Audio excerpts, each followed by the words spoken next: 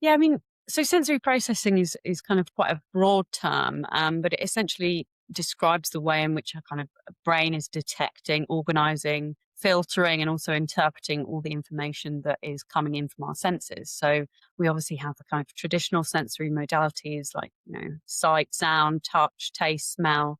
But we also get information from our body through a sense called interoception as well. So we're constantly kind of taking in all of this information from our senses and trying to decide what to do about it to kind of help regulate and guide our behavior. And a lot of this is kind of happening in the background. We won't necessarily be aware that this is what's happening. And actually, a lot of the time, what we're doing is we're filtering out sensory information that isn't actually very relevant to us or very important. So, obviously, most of us are probably wearing clothes right now, but we wouldn't necessarily be very consciously aware of the sensation of clothing on the skin because we're filtering that out because it's not very necessary. And so what's happening when you've got this situation of overwhelm is the autonomic nervous system is essentially basically treating this as a kind of a form of threat or instability, and as a result is kind of activating the sympathetic nervous system. So this is kind of fight, flight, or freeze type response.